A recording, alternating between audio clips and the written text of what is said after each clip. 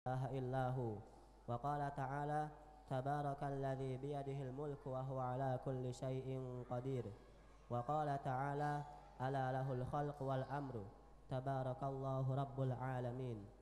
الثاني توحيد الألوهية وهو إفراد الله سبحانه وتعالى بالعبادة بأن لا يتخذ الإنسان مع الله أحدا يعبده ويتقرب إليه كما يعبد الله تعالى ويتقرب إليه.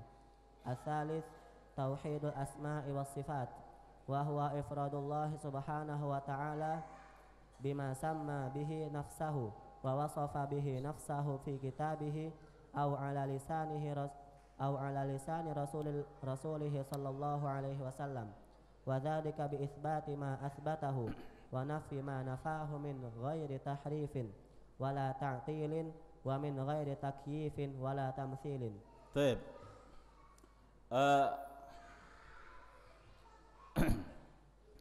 وهذا من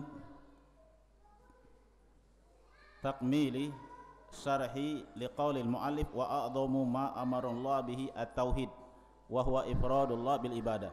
Ini adalah penjelasan dari perkataan muallif sahibul matan, perkataan muallif sahibul matan wa a'dhamu ma amarallahu bihi at-tauhid wa huwa ifradullah bil ibadah. Dan perintah Allah yang paling besar, perintah Allah yang paling agung adalah tauhid. Perintah Allah Subhanahu wa taala dari sekian banyak awamirullah, perintah-perintah Allah Subhanahu wa taala, perintah yang paling besar, perintah yang paling agung, perintah yang paling penting adalah perintah at-tauhid.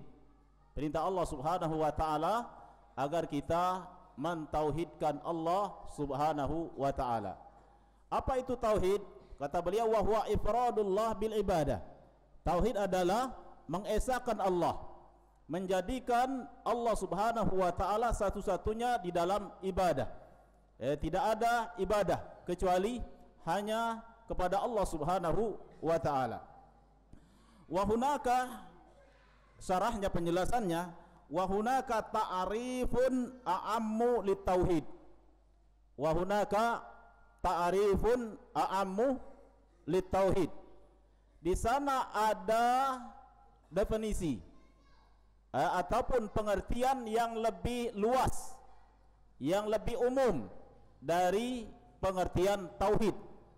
Jadi tadi muallif mengatakan apa itu tauhid? Kata beliau tauhid ifradullah subhanahu wa ta'ala bil ibadah, memurnikan Allah, mengesahkan Allah, menjadikan Allah satu-satunya dalam ibadah. Ini salah satu definisi atau pengertian tauhid. Di antara pengertian tauhid adalah mengesahkan Allah, menjadikan Allah satu-satunya yang kita sembah, yang kita ibadahi. Di sana ada pengertian lebih umum, artinya lebih luas. Itu siapa? Pakai peci hitam, pakai peci hitam sama baju merah, siapa namanya? Itu siapa? Lupa namanya. Sini. Itu juga pakai baju peci hitam, siapa? Kok masih sempat-sempatnya main apa tadi? Main apa tadi? Sini.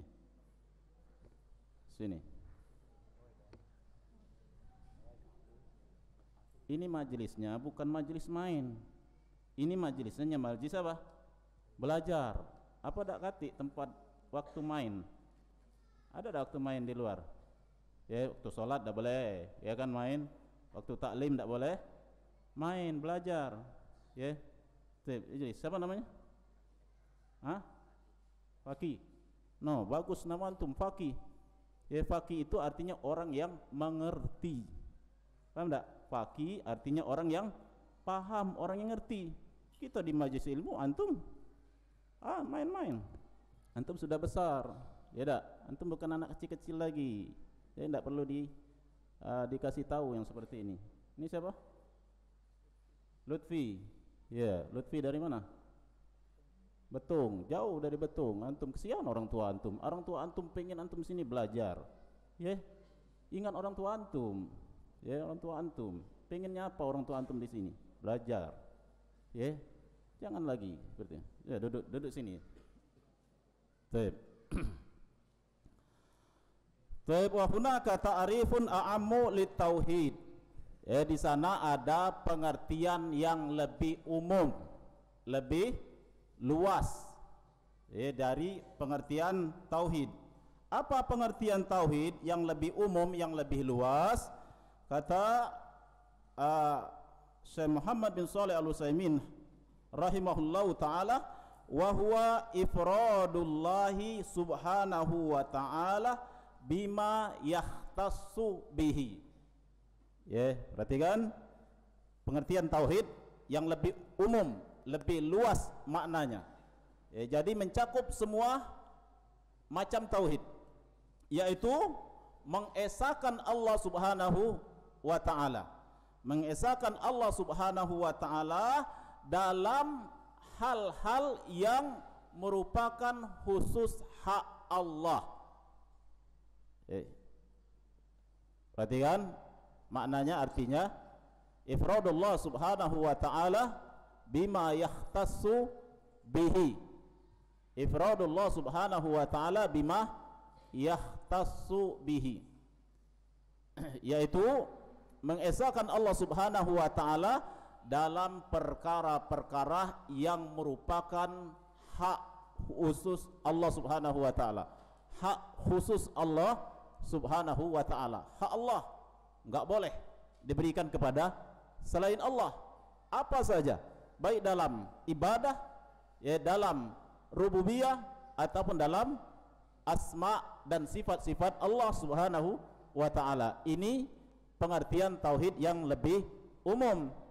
Ya, pengertian tauhid yang lebih umum adalah mengesahkan Allah Subhanahu wa ta'ala dalam hal-hal atau dalam perkara-perkara yang merupakan hak khusus Allah.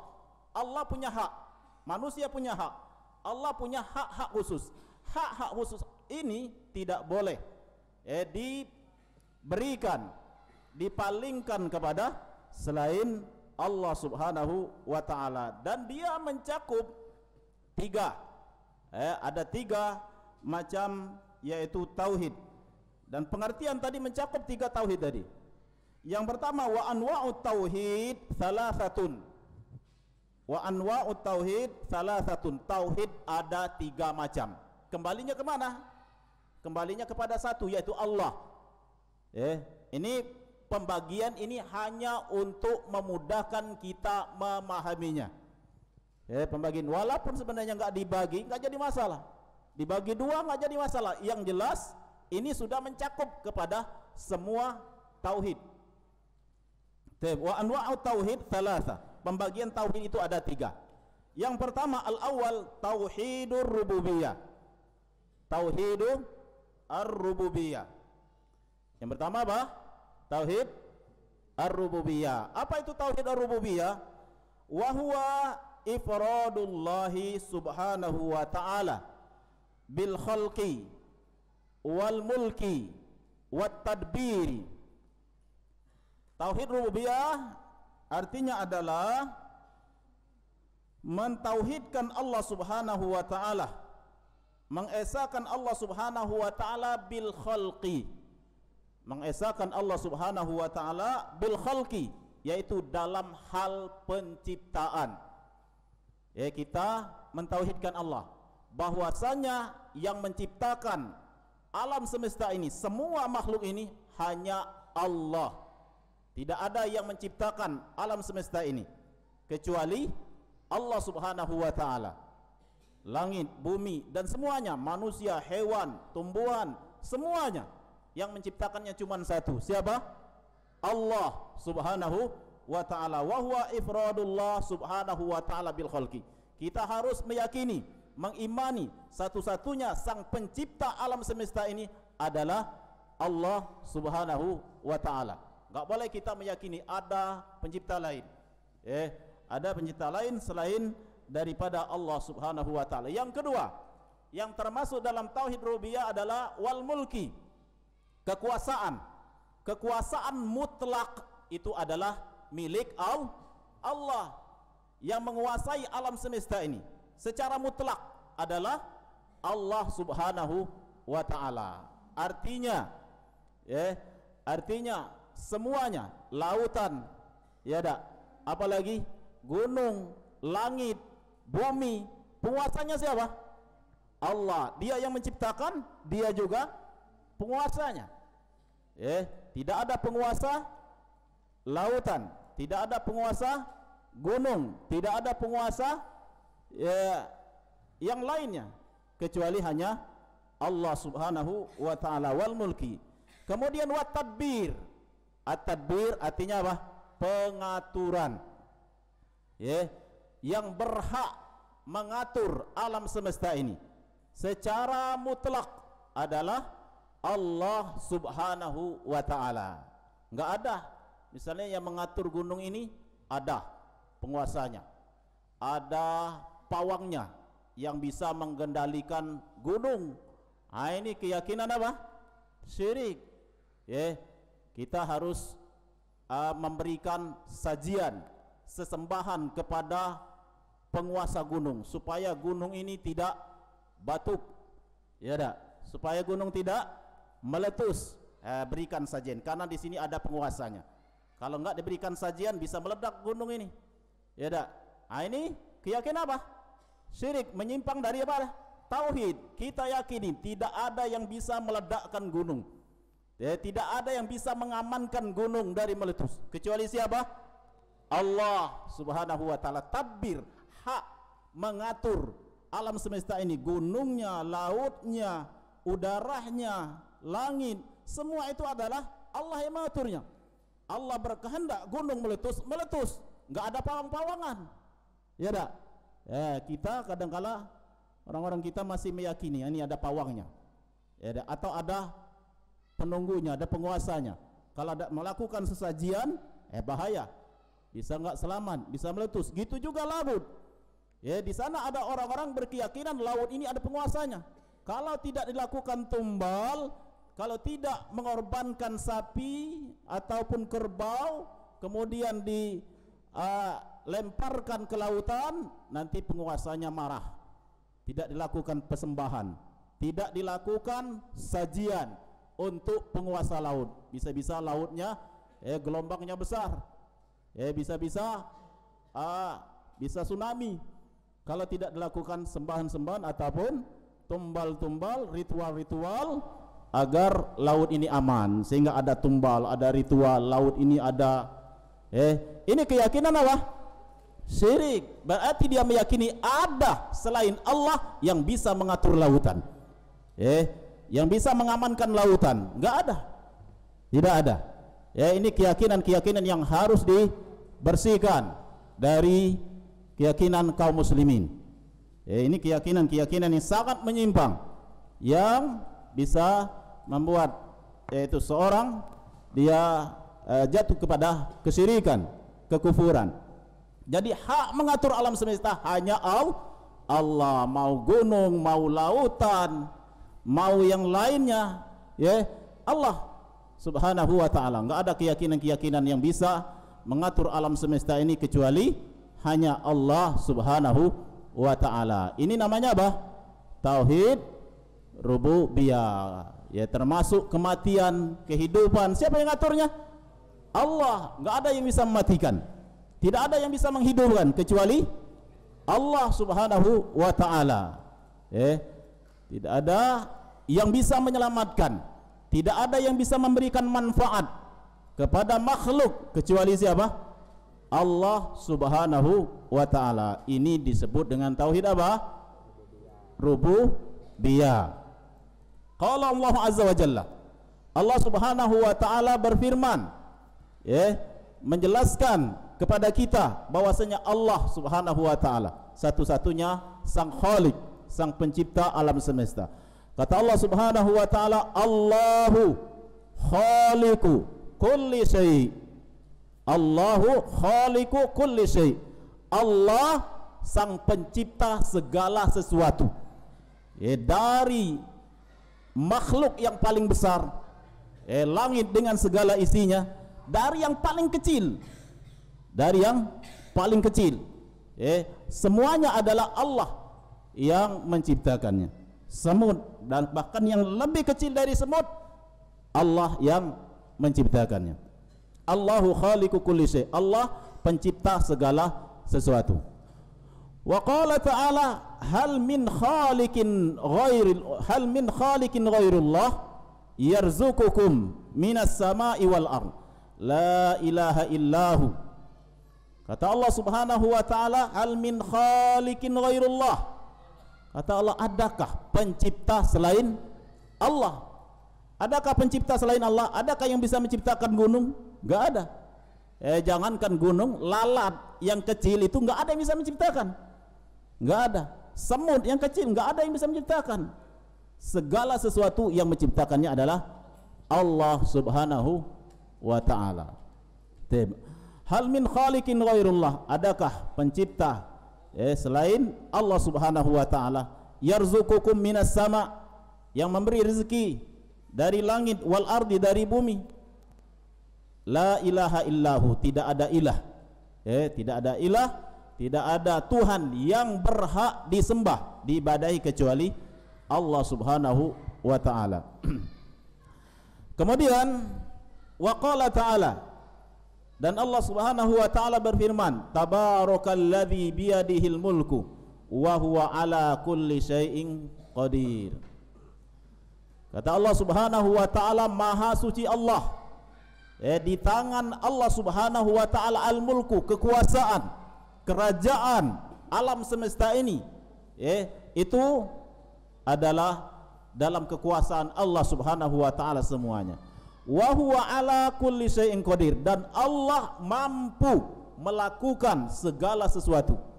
Wa huwa ala kulli syai'in qadir, Allah maha mampu untuk melakukan apa saja yang dikehendaki oleh Allah Subhanahu wa taala. Ini dalil menunjukkan bahwasanya kekuasaan mutlak milik Allah Subhanahu wa taala. Allah mau memberikan kepada siapa, Allah mau mencabut kekuasaan dari siapa, itu adalah mutlak hak Allah Subhanahu wa ta'ala. Wa qala ta'ala ala lahul khalqu wal amru tabarakallahu rabbul alamin.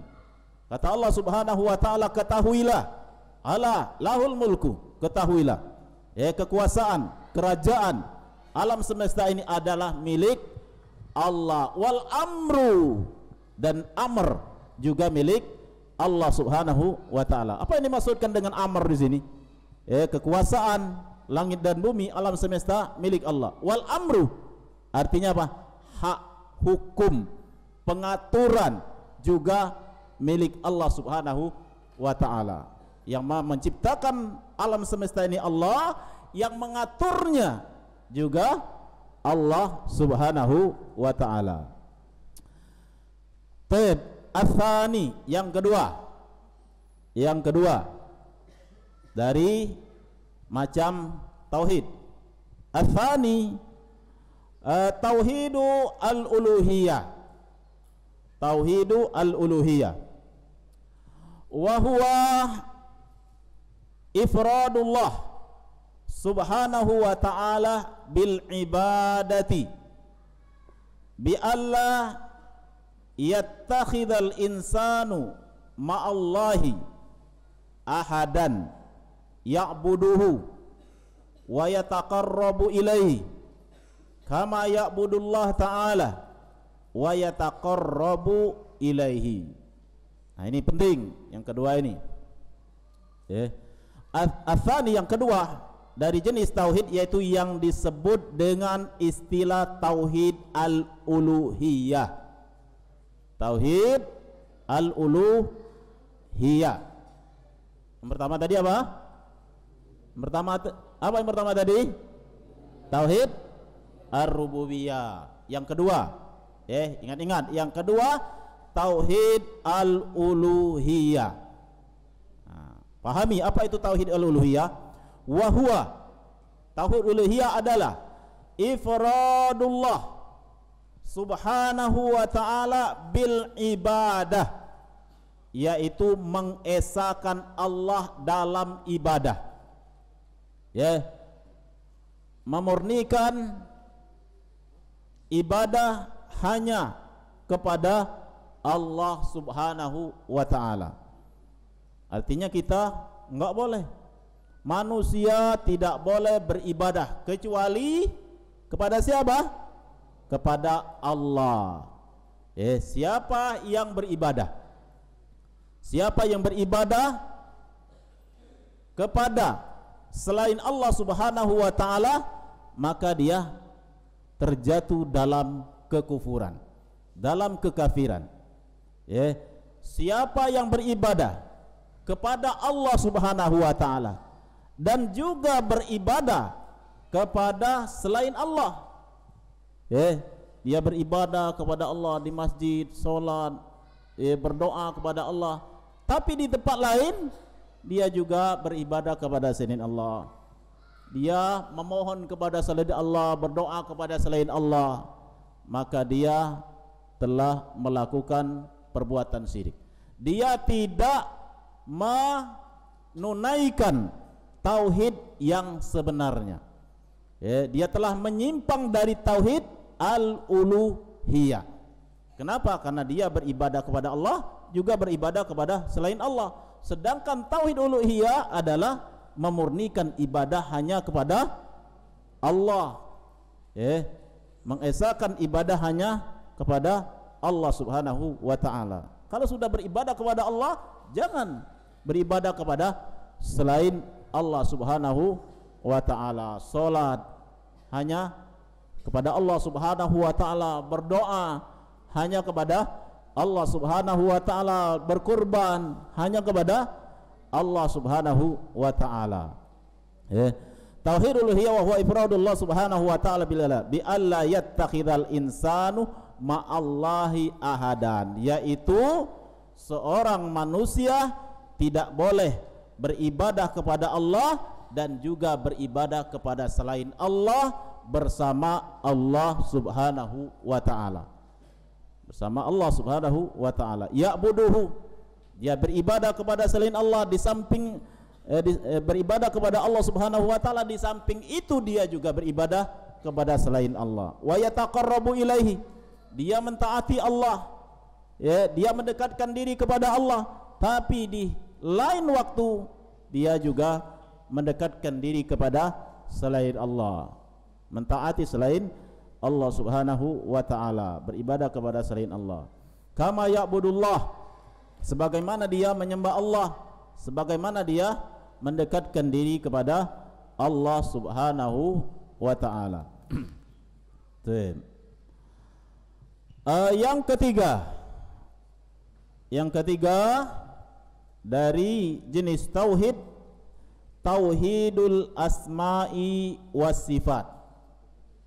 Tauhid asma was sifat artinya adalah wa huwa ifradullah subhanahu wa ta'ala bima samma bihi nafsahu wa wasafa bihi nafsahu fi kitabihi ala lisani rasulihi sallallahu alaihi wasallam, wa dzalika bi itsbati ma atsbatahu wa nafyi ma nafahu min ghairi tahrifin wala ta'tilin wa min ghairi taqyifin wala tamthilin.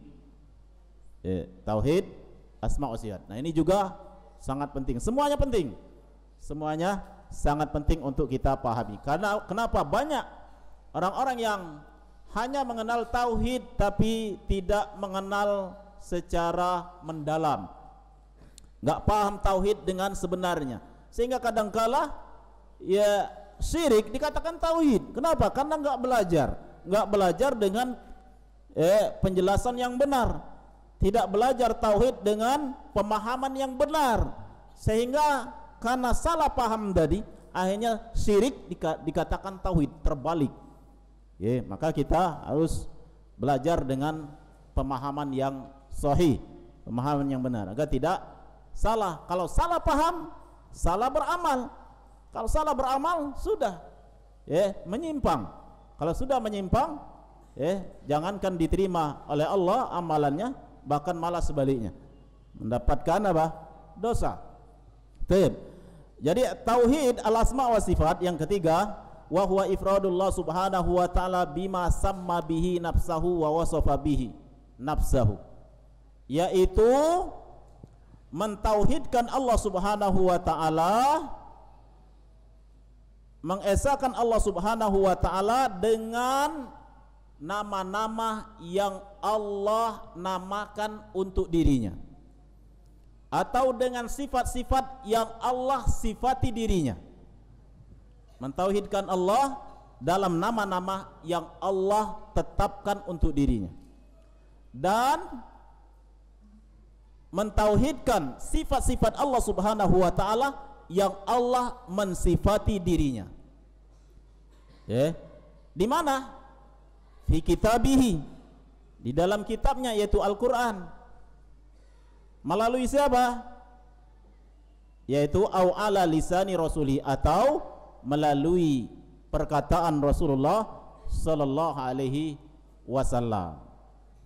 Ini tauhid asma was sifat. Kita ulang lagi, apa itu tauhid asma was sifat? Ifradullah subhanahu wa ta'ala bima samma bihi nafsahu wa wasafa bihi nafsahu fi kitabihi au ala lisani rasulihi sallallahu alaihi wasallam, yaitu kita menetapkan nama-nama yang telah Allah sebutkan di dalam Al-Quran.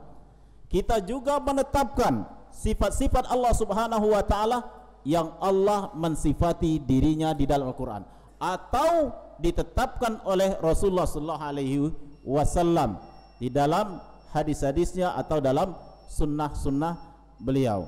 Wa dzalika bi itsbatihi ma atsbatahu. Bagaimana caranya? Kita tetapkan apa yang Allah tetapkan untuk dirinya dari nama dan sifat-sifatnya. Apa yang Allah tetapkan dari namanya, dari sifatnya, kita tetapkan. Wa nafyi ma nafahu, dan kita menafikan, meniadakan apa yang Allah tiadakan. Apa yang Allah tiadakan kita tetapkan, apa yang Allah tetapkan kita nafikan, apa yang Allah nafikan dari dirinya. Min ghairi tahrif, tanpa menyelewengkan maknanya, wala ta'til, dan tanpa meniadakan, wala wa min ghairi taqyif, dan tanpa membagaimanakan, wala tamthil, dan tanpa menyerupakan. Tidak boleh menyelewengkan nama dan sifat Allah subhanahu wa ta'ala, tidak boleh meniadakan nama dan sifat Allah subhanahu wa ta'ala, tidak boleh membagaimanakan nama dan sifat Allah subhanahu wa ta'ala, dan juga tidak boleh menyerupakan nama dan sifat Allah subhanahu wa ta'ala dengan sifat makhluknya. Nukmil ba'da al-adhan.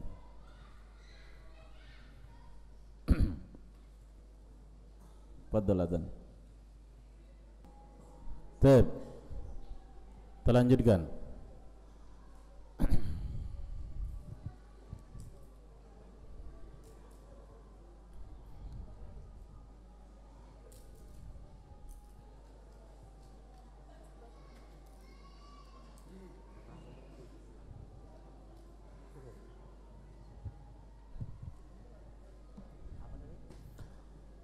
Thumma qala al-muallif qala asy-syarih rahimahullah Syekh Al-Utsaimin rahimahullah taala qala wa muradul muallif huna tauhidu wa muradul muallif huna tauhidul uluhiyah wa muradul muallif huna tauhid al-uluhiyah. Jadi tadi sebutkan penjelasan tauhid al-asma wa sifat, yaitu kita menetapkan nama-nama dan sifat-sifat Allah subhanahu wa ta'ala sebagaimana yang Allah tetapkan untuk dirinya atau ditetapkan oleh Rasulullah sallallahu alaihi wasallam, dengan min ghairi tahrifin, tanpa menyelewengkan maknanya.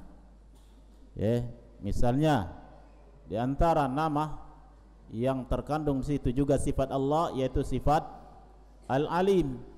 Allah Maha mengetahui. Ini nama Allah Subhanahu wa taala, dan di dalam nama ini ada sifat Allah Subhanahu wa taala, yaitu Allah mempunyai sifat Al-Ilmu. Allah Subhanahu wa taala punya sifat Al-Ilmu. Maka kita tetapkan, kita tetapkan bahwasanya Al-Alim artinya Maha mengetahui, dan kita tetapkan sifat ilmu bagi Allah Subhanahu wa taala. Enggak boleh dipalingkan maknanya, diselewengkan maknanya kepada makna yang lain, pada makna yang lain. Wala ta'til, dan tidak boleh dihilangkan, tidak boleh ditiadakan, karena takut nanti menyamakan sifat Allah dengan sifat makhluknya, akhirnya tidak ditetapkan, dihilangkan sifat yang terkandung dalam nama Allah Subhanahu wa taala. Enggak boleh. Jadi kita tetapkan, enggak boleh menghilangkan makna sifat yang terkandung dalam Al-Alim tersebut. Tidak boleh menghilangkan, mentaktil, meniadakan.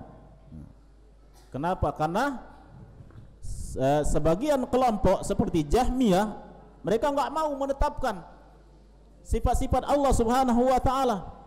Kenapa? Karena kata mereka, kalau kita tetapkan nama dan sifat-sifat Allah Subhanahu wa taala, berarti otomatis menyamakan Allah dengan makhluk. Allah ditetapkan Allah punya ilmu, makhluk juga punya ilmu. Kata mereka, berarti ini menyamakan Allah dengan makhluk. Maka bukan demikian cara memahaminya. Kita tetapkan nama dan sifat Allah Subhanahu wa taala Alim. Allah memiliki sifat ilmu. Kita katakan sifat ini, sifat ilmu Allah tidak sama dengan sifat ilmu makhluk. Ilmu Allah maha sempurna, ilmu Allah maha luas, Allah maha mengetahui segala-galanya. Sedangkan ilmu, sifat ilmu makhluk, sifat ilmu kita enggak ada apa-apanya, lemah, kurang, sempit. Maka kita tetapkan tanpa mentahrif, menyelewengkan maknanya, tanpa meniadakan. Wa min ghairi tahyif, jangan membagaimanakan. Allah menyebutkan di dalam Al-Qur'an, Ar-Rahmanu 'alal 'arsy istawa, Allah bersemayam di atas arsy. Bagaimana kita memahami ayat ini? Kita katakan bahwasanya kita tetapkan Allah punya sifat istiwa, Allah punya sifat bersemayam di atas arsy. Kita tetapkan, tidak boleh kita selewengkan maknanya, tidak boleh kita palingkan maknanya, dan juga tidak boleh kita tiadakan, dan juga tidak boleh membagaimanakan. Kalau Allah istiwa bagaimana?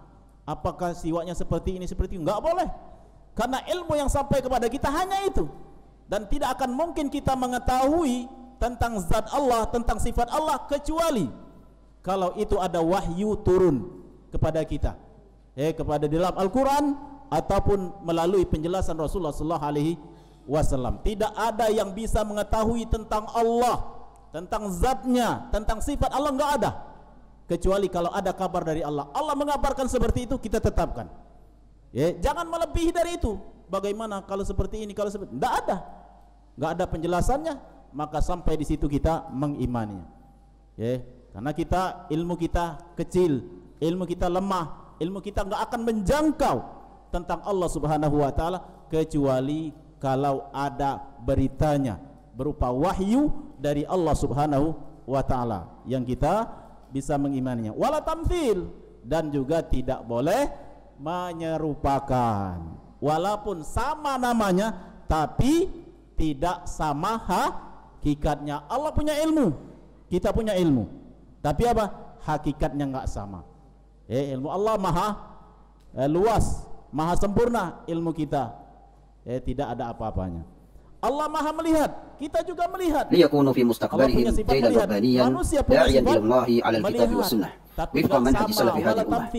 ولتحقيق ما يؤمله المعهد في تربية شباب المسلمين فإن للمعهد أهدافا واضحة صائبة، منها تكوين جيل مبارك على الكتاب والسنة على نهج سلف الأمة عقيدة وعبادة ومعاملة وأخلاقا ودعوة. ويقوم المعهد لتحقيق هذا الهدف بفتح penghalang dikit sudah nggak bisa lihat. Yang kita lihat pun tidak bisa kita lihat secara keseluruhan, secara detail. Jadi kita punya sifat melihat, tapi sifat melihat kita sangat kurang, sangat lemah. Sedangkan sifat melihat Allah maha sempurna, maha luas, maha melihat segala-galanya. Ini cara kita mentauhidkan Allah dalam asma dan sifat. Salah dalam masalah ini bisa membahayakan akidah. Ya, bisa membahayakan dia. Padahal gampang. Allah Subhanahu wa taala menjelaskan di dalam Al-Quran, Rasulullah menjelaskan. Tapi kadangkala kita manusia merasa lebih hebat akalnya, sehingga kadangkala memahami dengan akalnya, meninggalkan yaitu apa yang dijelaskan oleh Allah Subhanahu wa taala di dalam Al-Quran dan dijelaskan oleh Rasulullah sallallahu alaihi wasallam dalam sunnahnya. Wa muradul mu'allif huna tauhidul uluhiyah, yang dimaksudkan oleh muallif dalam matan kitab ini yaitu tauhid al-uluhiyah. Mu'allif dalam kitab ini dia yang dia maksudkan adalah tauhid al-uluhiyah. Wa huwa alladzi dhalla fihil musyrikun. Disinilah orang-orang musyrikin banyak tersesat. Orang-orang musyrikin banyak tersesat di bagian tauhid al-uluhiyah. Dalam masalah ibadah, kalau dalam meyakini mengakui Allah sang pencipta, hampir semuanya mengakui. Sedikit yang tidak mengakui. Itu pun enggak mengakui karena kesombongan, keangkuhan. Hampir manusia meyakini ada yang menciptakan alam semesta ini, yaitu Allah Subhanahu wa ta'ala. Maka orang musyrikin mengakui. Tapi apa? Ketika mereka diajak oleh Rasulullah, didakwai oleh Rasulullah, beribadah hanya kepada Allah, mereka nolak. Padahal mereka beriman. Orang musyrikin beriman, tapi imannya sampai di tauhid rububiyah, pengakuan Allah yang menciptakan, Allah yang memberi rezeki, Allah yang mengatur. Tapi ketika orang-orang musyrikin, Rasulullah diutus oleh Allah, diajak orang-orang musyrikin, ayo ibadah kepada Allah saja, tinggalkan sesembahan-sembahan selain Allah, maka mereka menolak. Mereka ngakui Allah, tapi apa? Ketika diajak beribadah hanya kepada Allah, maka mereka menolak. Disinilah banyak kesesatan yang terjadi pada umat manusia. Kesesatan yang terjadi pada umat manusia dalam tauhid uluhiyah. Bukan dalam pengakuan Allah itu ada, bukan. Bukan dalam pengakuan, dalam keyakinan Allah itu yang menciptakan, bukan. Ini diakui oleh semua orang. Hanya segelintir orang-orang yang tidak mengimani tauhid ar-rububiyah. Tapi dalam tauhid uluhiyah inilah banyak terjadi penyimpangan. Alladzi qatalahumun nabiy sallallahu alaihi wasallam wastabaha dima'ahum wa amwalahum wa ardahum wa diyarahum wa sabanisa'ahum wa dzurriyyatahum. Disinilah orang-orang musyrikin banyak tersesat sehingga Nabi perangi. Nabi perangi orang-orang musyrikin. Kenapa? Karena diajak ibadah kepada Allah enggak mau. Diajak, didakwai, enggak mau. Maka mereka enggak mau beribadah kepada Allah, diperangi oleh Rasulullah sallallahu alaihi wasallam. Wastabaha dima'ahum, sehingga menjadikan darah mereka boleh darah mereka boleh ditumpahkan ketika mereka menentang. Setelah didakwai, mereka enggak mau, kemudian diajak untuk tunduk kepada aturan-aturan Islam, mereka enggak mau, maka diperangi oleh Rasulullah sallallahu alaihi wasallam. Insyaallah kita lanjutkan kajian kita pada pertemuan yang akan datang. Assalamualaikum. Assalamualaikum Ustaz, Anda ingin bertanya bagaimana cara mendapatkan atau memasukkan hidayah ke dalam hati orang yang kita sayangi, keluarga yang belum mengikuti sunnah. Bagaimana cara melakukan atau masukkan hidayah hidayah itu mutlak milik Allah. Ini masalah hidayah, ini juga masalah hak khusus Allah Subhanahu wa ta'ala. Kita meyakini bahwasanya hidayah itu hanya Allah yang berkehendak, hanya Allah yang mampu memberikannya. Kita nggak bisa memberikan hidayah. Ya hidayah taufik. Adapun hidayah yang bisa kita lakukan adalah hidayah al-irsyad wal bayan. Artinya kita bisa memberikan petunjuk kepada orang lain berupa penjelasan, bimbingan. Ini hidayah yang kita lakukan. Adapun hidayah taufik, seorang hatinya lapang menerima Islam, menerima sunnah Rasulullah sallallahu alaihi wasallam, ini hidayah taufik. Yang ini hak Allah Subhanahu wa ta'ala. Hidayah yang bisa kita lakukan adalah hidayah al-irsyad wal bayan, memberikan penjelasan, oh ini yang benar, ini tauhid, ini syirik, ini sunnah, ini yang keluar dari sunnah, menyelisih sunnah. Ini hidayah yang bisa kita jelaskan kepada manusia. Adapun memberikan hidayah ke dalam hati berupa taufik sehingga seorang bisa menerima Islam, menerima kebenaran, itu hak Allah. Itu murni hak Allah Subhanahu wa ta'ala. Rasulullah ingin dapat hidayah pamannya, yaitu Abu Talib. Rasulullah sallallahu alaihi wasallam menginginkan kepada pamannya dapat hidayah, tapi apa? Pamannya enggak dapat hidayah. Hanif. Rasulullah kepingin dapat hidayah untuk pamannya. Siapa namanya?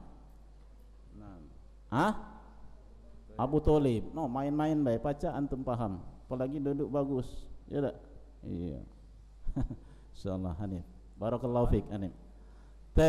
Pak Rasulullah pamannya tidak dapat hidayah, padahal sangat dekat dengan Rasulullah, pamannya sayang kepada Rasulullah, Rasulullah sayang kepada pamannya. Tapi apa?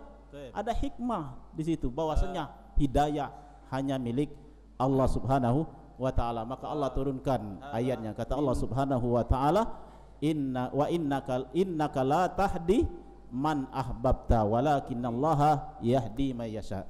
Kata Allah Subhanahu wa ta'ala, sesungguhnya engkau wahai Rasulullah tidak bisa memberikan hidayah walaupun kepada orang yang sangat engkau cintai, tapi Allah yang memberikan hidayah kepada siapa yang dikehendaki oleh Allah Subhanahu wa ta'ala. Jadi yang mengatur hidayah ini dapat hidayah itu bukan hak kita. Jadi kalau kita berdakwah saja, jangan sampai hak Allah kita ambil, ya. Jangan sampai hak Allah kita ambil. Kita cuma bisa memberikan hidayah berupa petunjuk, bimbingan, ngajari orang. Entah menerima atau tidak itu hak Allah. Jangan kita pusingkan.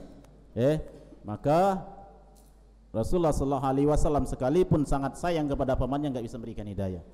Tapi hidayah irsyad wal bayan itu bisa dilakukan oleh siapa saja yang memiliki ilmu. Kata Allah Subhanahu wa ta'ala, wa innaka la tahdi ila siratim mustaqim. Sesungguhnya engkau sungguh memberikan hidayah kepada jalan yang lurus. Maknanya bisa memberikan, menjelaskan, mengajari, menasihati. Ini yang bisa dilakukan oleh manusia. Sekalipun Rasul enggak bisa memberikan hidayah, malaikat enggak bisa memberikan hidayah taufik. Hidayah merupakan hak Allah yang mengaturnya. Siapa yang dikehendaki oleh Allah kebaikan kepadanya, Allah beri hidayah. Siapa yang Allah sesatkan, mau 1000 dalil antum sampaikan, enggak akan masuk ke dalam hatinya. Mau berbusa-busa mulut antum menyampaikan nasihat kepada seorang, kalau Allah enggak menghendaki enggak akan dapatkan hidayah. Hidayah hanya hak Allah Subhanahu wa ta'ala. Assalamualaikum ya Ustaz, ayyuhuma afdal natadabbar Al-Quran awalan au nahfaduhu awalan? Syukran. Ya Ustaz, bagaimana? Mana yang paling afdal? Mana yang lebih baik? Kita memahami Al-Quran, mentadabburi Al-Quran dulu atau menghafal terlebih dahulu? Yang paling bagus adalah kedua-duanya. Ya tak? Menghafalkan dan memahami. menghafalkan dan memahami, itu yang paling afdol. Yang paling afdol menjamak, menggabungkan keduanya. Karena kita menghafal Quran percuma kalau hafal aja nggak paham, ya dak? Orang-orang Khawarij hafal Quran tapi apa? Nggak paham, jauh dari Al-Quran. Tapi makanya kita menghafal ini untuk apa? Untuk mengamalkan Al-Quran, bukan menghafal saja. Nggak ada gunanya kalau kita ngapal saja, nggak paham, nggak mengamalkan isinya, nggak ada gunanya, tidak ada gunanya. Jadi hafal, tapi suatu saat walaupun saat ini belum mampu maksimal memahaminya, maka sedikit demi sedikit kita harus mempelajari makna-makna Al-Quran, tafsirnya, supaya bisa mengamalkan Al-Quran dengan benar. Nah,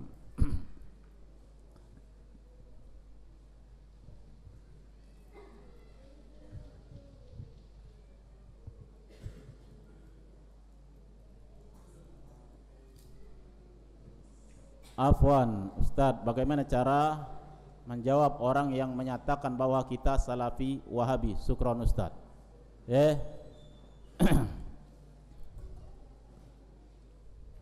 Bagaimana cara menjawab orang yang menyatakan bahwa kita Salafi Wahabi? Syukron.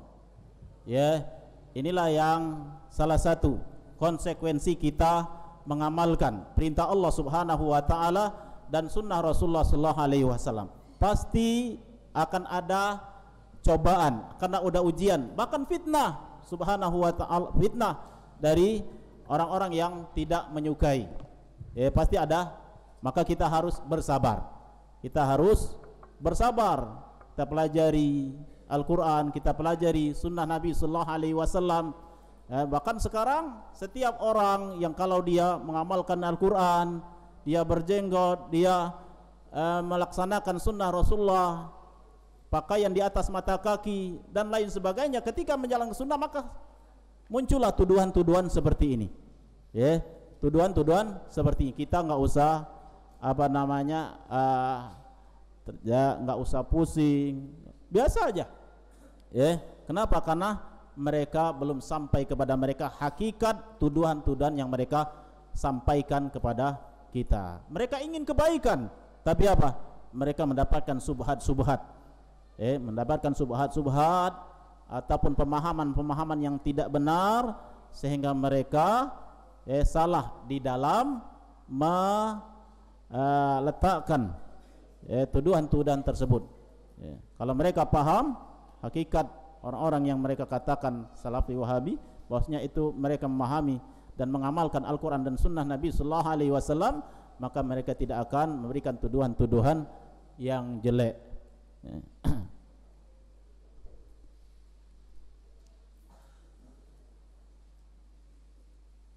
Apa Ustaz, apakah kita akan kufur jika kita mengucapkan haleluya? Ya, apa arti haleluya? Artinya dulu apa? Apa arti haleluya? Dilihat dulu apa artinya. Siapa yang nanya? Apa arti haleluya? Apa artinya? Siapa yang tahu apa arti haleluya? Apa? Puji Tuhan.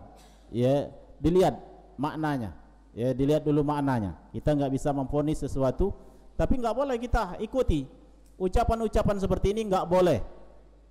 Karena ini ucapan-ucapan khusus orang-orang kafir, orang-orang di luar Islam. Nggak boleh kita meniru ucapan-ucapan, cara-cara ibadah yang khusus merupakan ciri khas orang-orang kafir. Tentang apakah kufur atau tidak, wallahu alam, dilihat dari makna kandungan daripada ucapan tersebut. Wallahu alam. Sallallahu nabiyana Muhammadin wa ala alihi washabihi ajmain. Walhamdulillahirabbil alamin. Subhanakallahumma bihamdika asyhadu an la ilaha illa anta astaghfiruka wa atubu ilaik. Wassalamualaikum warahmatullahi wabarakatuh.